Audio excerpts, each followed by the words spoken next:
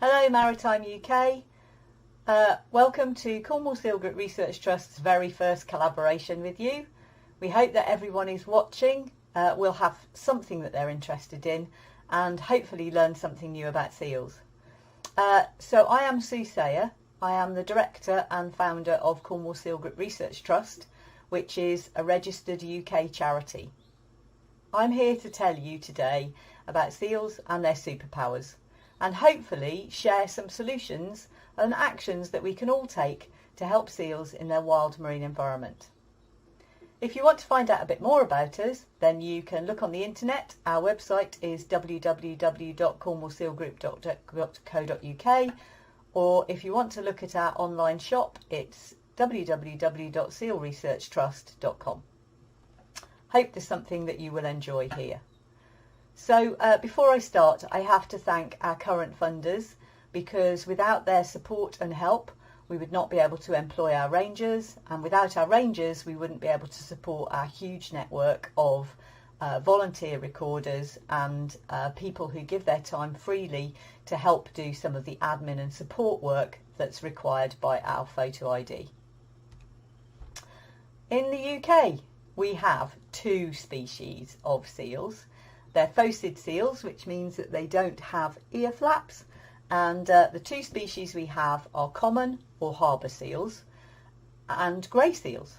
Most of the seals that we have down here in Cornwall are grey seals, but we do have the occasional common seal. The regular question we get asked is how you tell the difference between them, and I always think that if a seal's head looks a tiny bit too small for its body, then it's a common seal. Grey seals have proportionally much bigger heads. Common seals tend to be spotty and have little tiny dots or patterns, whereas grey seals have splodges of patterns randomly placed across their body. If you see a seal with a very flat nose profile, it's a grey seal. Common seals tend to have 4 heads and much shorter noses, whereas grey seals' noses are longer and flatter. So I tend to think that if it looks a little bit like a dog, particularly a Labrador, then it's going to be a grey seal, whereas if it looks a little bit more cat-like with a shorter nose, then it's going to be a common seal. So that's the key way that you tell the difference between the two species. We are supremely lucky in the UK to have globally rare grey seals on our patch. There are fewer grey seals in the UK than there are red squirrels, but really surprisingly, we have 1/3 of the world's population of grey seals. They are our UK speciality globally rare species, so we are very lucky to have them on our patch because most people around the world don't.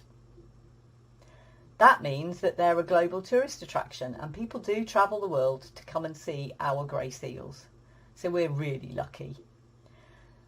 The other thing that makes us lucky to have grey seals is whilst people might come to visit the southwest in order to see a dolphin, they go away happy that they've seen a grey seal, because grey seals are reliable and predictable. We know where they're going to be when. So you're likely to see them on their favourite predicted place at low tide, and therefore if you're running a marine wildlife business, they're a really reliable asset for your business, and provided you look after them, they will look after you.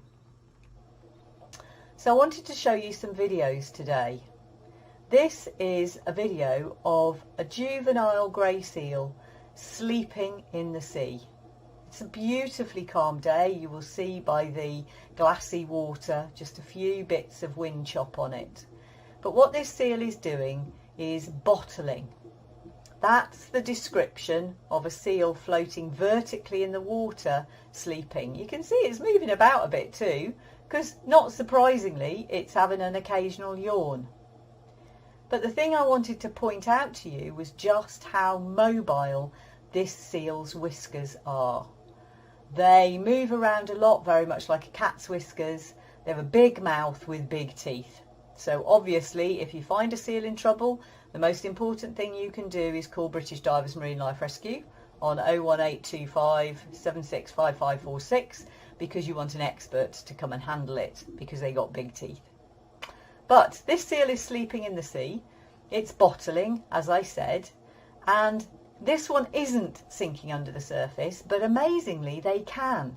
So they can sleep at the surface, sink just beneath it, and then they can just stay there, not breathing, sleeping, resting, until the carbon dioxide levels build up in their body, in their bloodstream, and then they have a rear flipper reflex that twitches and brings them back up to the surface so they can take a few breaths before they sink autonomically. Super clever and an amazing superpower. That means they can sleep in the sea very relaxed. However, can you see that this seal has also got a little bit of the same problem we sometimes have when we're sleeping? It's dribbling. Moving swiftly on. The other thing that seals do is they come out of the water. So we have an adult male here on the right and a juvenile female seal coming out of the water. She is struggling to get out of the sea and haul out on the rocks. The male seal's decided he needs to do the 2-metre COVID social distancing and is moving away. But can you also see that for him it's actually quite a tiring event? So he's come out of the water and he is tired. All he wants to do is sleep and relax. But this little seal has got really strong, powerful shoulders and is using her 4 flippers to come out of the water and onto the rocks. So it's perfectly natural for grey seals and harbour seals, common seals, to come out of the water in order to rest and relax. And amazingly, seals can sleep more peacefully if they're on the land than if they're in the water. So they can shut down more of their brain and have much better rest, which is why if we come across seals on land, the key thing that we need to do is we need to keep our distance, use our zoom and use that in order to get good views of seals, but not approach them and not go anywhere near them. If they rush towards the sea and go into the sea, they can injure themselves. It's always a waste of energy. Occasionally they injure themselves and sometimes it's fatal, particularly for young seals like this one. It's her first year of life. She has no spare fat reserves. You see how much energy she's taken to get out of the water. If she now has to waste all that energy and go straight back and get cold shock as she goes back in the water, that's a really serious thing for her because she's got no spare fat reserves. Okay, so this is the third superpower for seals. So basically this seal is a mum, a big adult female mum. She's called Wing Walker 2, and she's beautiful. But you will see that she has the most beautiful white-coated seal pup as well.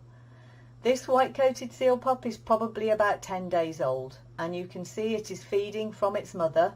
It's getting really fat milk from its mother.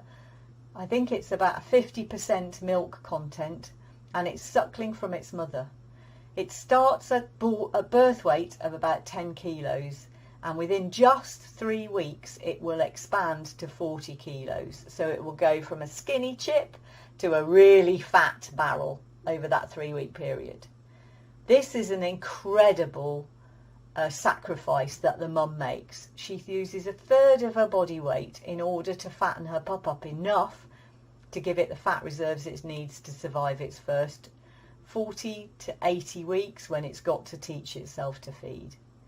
It's a very steep learning curve for a seal, and if it doesn't teach itself to feed in that period of time, it will not survive and it will die, which is why you should never separate a seal pup from its mother, because if you do, you've condemned it to death.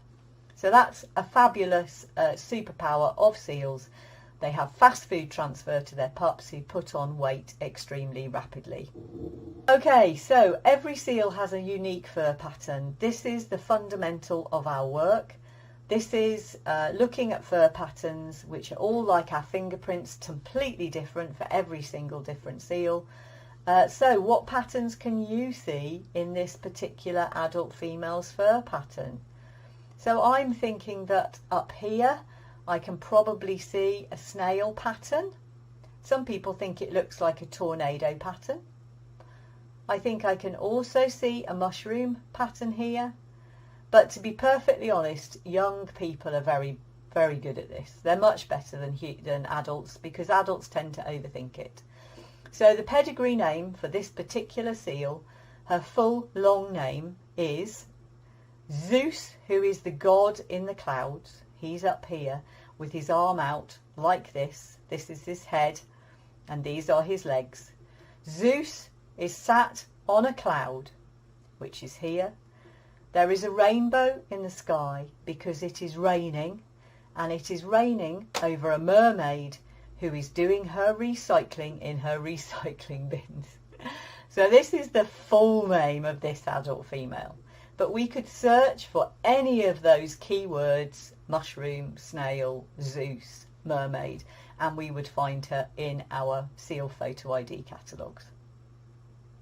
So what does photo ID tell us? Well, the amazing thing is we can build up life histories about our seals.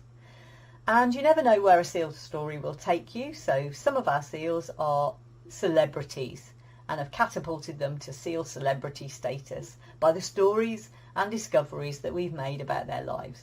I'm sharing just 2 of them with you. We have lots. But the one on the bottom left is my favourite seal. He was the first seal that I ever identified and then re-identified back in the year 2000. Gosh, that's a long time ago. So he is at least 23 years old. The photo that I've got there was when I shared a very special eye contact moment with him. I was on the cliff top. I never go lower than the cliff top, which is why many of my photos are not crystal clear, because they're taken from at least 50 metres. I never get close. I never want to disturb my seals. So he's called Chairlift. Bizarre name, I know, but he's named after a pattern on the right side of his neck that I think looks like one of those button lifts that you get when you go skiing. If you've ever been skiing, you'll know what a button lift looks like, and it looks like a button lift from the side. So the calendar that I've got down there has got years across the top and months down the side, and the numbers represent the number of sightings that we have had of him. It also tells you where those sightings were, and he has only ever been seen at 3 sites. The site that is my routine study site at West Cornwall, West Penwith North, which is just a little bit further west of us, and then Scoma in southwest Wales. He obviously went over to Scoma to see if he could become a beachmaster, the dominant male who has access to mating with females to produce pups in the future. I don't think he was very successful at it, and I don't think he liked Wales very much. I've no idea why, because it's a fabulous place. But since then, he hasn't been spotted there, as far as we know, anyway. And he has now become what we think is one of the non-breeding males. So in the seal world, most males are non-breeding. Only a few have the specialist leadership skills that are required to become beachmasters. Perhaps Chairlift didn't have that. So he's a non-breeding male. He has a wonderful life. All he has to worry about is sleeping, swimming to find food, diving for it, catching it and eating it, and then resting and sleeping to digest it again. So he has a bit of a stoked life, does Chairlift. The other seal I was going to tell you about is Tulip Bell. Tulip Bell I've known nearly as long. I met her the following year in 2001. She's a beautiful seal, as you can see from her fur patterns. But we had an amazing discovery about her in 2019 because we collaborated with the Isle of Man Wildlife Trust, and Lara Howe, who is there, sent us photos of the seals that have their pups in the Isle of Man. The Isle of Man, just in case you're not sure, is the top place on that map that I've put in the top right hand corner of the screen. The Isle of Man is way north of North Wales. So Lara sent us the photos of the seals that have pups there, and incredibly we discovered that Tulip Bell was one of them. She's a beautiful, gorgeous female. She would have been at least, again, 23 years old. But then when we shared the data with Lara about our and her sightings of Tulip Bell, we discovered that Tulip Bell hasn't had one pup in the Isle of Man, but she's had 4. And in between times, she commutes the 450 kilometres it is between Cornwall and the Isle of Man. And she just commutes backwards and forwards. So she's a very special seal too. What a clever lady. So the last thing I want to finish off by doing is telling you that our seals are actually at risk. They're amazing. They have fantastic superpowers, but their superpowers are really being put to the test by the hazards that we as a human race are creating. We need to look after them because they have not one impact, but a lot of impacts that act all together on individual seals. The first one to tell you about is climate change. Now, I'm not sure if you can tell, but the 2 photographs at the top and the bottom are the same place. Slightly different tide conditions, but the same place. The top one shows the photo a week before the second photo at the bottom was taken. What's happened is an absolutely humongous rockfall. Now, I don't know if you can see in that top photo, but there are 2 caves. Those caves were seal pupping caves. And one of my favourite seals, Boomers, the last time I saw her was outside those pupping caves. A week later, the cliff collapsed and the pupping caves were blocked. I haven't seen Boomers since then. So I'm guessing that there would have been mums and pups in those caves that would have been trapped and killed. That's one of the impacts that climate change is having.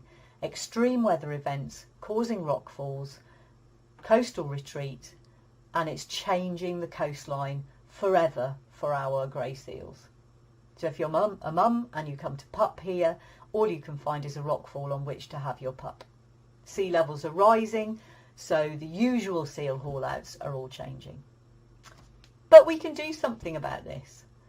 We can walk or cycle more. We can plant trees wherever it's possible. We can drive or fly less. Go on holiday locally more often and fly less. And we can buy electricity from renewable sources. If you're interested in finding out about that rockfall, I have put the link to YouTube where it's possible to see it. It's a very dramatic video, I can tell you. The second impact to tell you about is accidental bycatch. This is where this young adult male grey seal found some fish in a net underwater and then panicked and spun and just got himself wrapped up in the net.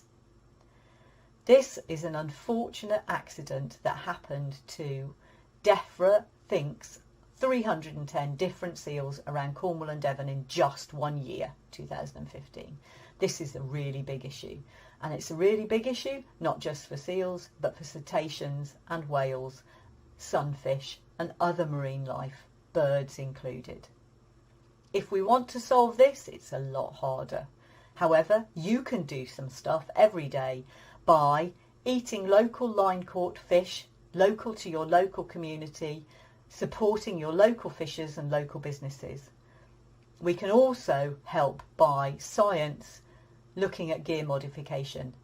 So the Irish have just published a fantastic fishing document that shows how you can adapt nets to create escape hatches for animals such as seals and dolphins so they can escape from nets and not get trapped within them. Bycatch, really big issue. Remember, 310 seals were affected by this in just 1 year. Entanglement in lost fishing gear. So this is where a seal finds a bit of net in the water and thinks it's the best toy it's ever come across, ever. And it plays with it. It swims over it, under it, left of it, right of it, and then the next thing you know is it's swum through it and it can't get out of it. So this is a seal called Lucky Star. I'll tell you his story in a moment, but you can see this doesn't just affect seals, this also affects birds. And the photo that I've got there, I don't know if you can see it very clearly, but it's a heron and its chick. Both of them died as a result of entanglement in fishing line, and the orange net is actually from a trawl net. It's chafe gear from a trawl net. If you want to watch the video showing about Lucky Star's rescue, please do follow the link. But how can you help? Oh, you can easily help with this one. If you go to the coast, go and do a beach clean. If you don't go to the coast, do a street clean. And the reason street cleans are important is stuff blows from streets into waterways and then it ends up in the sea. And then it gets round a seal's neck or it entangles a bird. So please do pick up any litter that you see around your local environment. And cut loop items before you put them in the bin. Any looped item is a risk to a bit of wildlife. Any wildlife, please cut looped items before you put them in the bin. The good news is that this seal, although it took us 4 months after I took this photo, this seal was rescued. It was seen by a volunteer of British Divers Marine Life Rescue, and between us and the Cornish Seal Sanctuary and Cornwall Seal Group Research Trust, we managed to rescue this seal, and I was able to cut the net from this animal's neck, bless him, and retrieve it from the beach so he could heal up. Incredibly, he healed up in just 17 days and now has a second chance at life. But remember, you can help reduce this problem. You can help reduce this problem by doing a beach clean or a street clean. Finally, I want to tell you about disturbance. So disturbance is the easiest one we can all do something about. Unfortunately, this group of seals hauled out at high tide and the tide has now gone out. The seals are looking and thinking, oh, where's the water gone? And a boat has appeared, which has terrified the seals. It has terrified this pregnant adult female so much that she is less scared of the drop than she is of the boat. And she is dropping off the rock and tombstoning in order to get to the safety of the sea. She risks serious injury, breaking her bottom jaw, smashing her ribs, or killing her unborn pup. If you can see in the bottom right hand corner, I've got a photo of blood trails across a beach. These are the blood trails that are left by seals stampeding over a beach. If they rush to the sea, they injure themselves, and there's the evidence of it. How can you help? Do what I said earlier. Admire from a distance like I do. Use your zoom, and always aim to try and leave seals as you find them. Lastly, microplastics. If you wear clothes that are made of plastic and are not natural fibres like wool or silk or cotton, every time you wash them you will find that little tiny weeny microscopic fibres wash off through the watercourses into the sea. This is us doing surveys for a global project by 5 gyres, collecting microplastic fragments from the sea. It's really shocking. We've got loads of them in Cornwall, and this is something that if you wash plastic clothing, you need to find a plastic trap bag that you can put your washing in to trap these microfibres. If you look at the Surface Against Sewage website, you will find something called a guppy bag, and if you use that, it will trap all these microplastics and stop them going into the sea. These microplastics have been found in zooplankton, in fish, in seals and in human stomachs. At the moment there are not enough of them to hurt us, but if we get too many and we don't solve this problem, it will become a real issue. The other thing you can do, apart from when you wash your clothes, is you can make sure you don't buy cosmetics with microbeads, and you can use natural scourers in your washing. This is a photo of a seal that is cumulatively impacted in all these different ways, and he had lots and lots of things wrong with him. If you would like to find out his story, please watch Springwatch this year, because we're hoping that Septimus, who is a real seal who really lived in Cornwall and who really suffered in this way, will feature on Springwatch, and you can hear his story there. So go and help seals. Get out there, help them. The ideal seal interaction is no change. Keep your distance, use your zoom, watch through binoculars, leave seals as you find them. Whether you're out about round the coast or if you're out on a boat, it's the same message.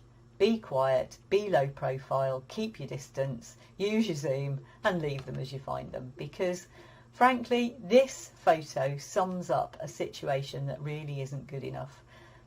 This is our seals, our patch, our watch, and it's not good enough. So please pledge to make our seas safer for seals. And if you see a seal, tell us. Email sightings@cornwallseal.co.uk with the date, location and the number of seals that you've seen. Photos are a bonus, because if you've seen someone we know, we can tell you, and we can tell you their story. Please do support us.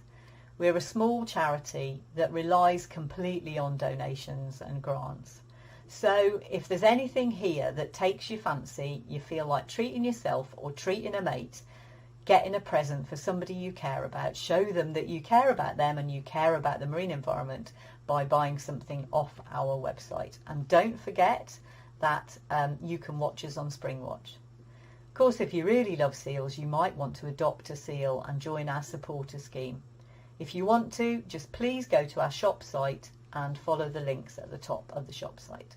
Join us on Facebook, join us on Instagram, sign up to our supporter scheme. Thanks very much, and I hope you've enjoyed the talk and learnt something new about seals, but more importantly, how you can help them in the future. Thanks a lot. Bye.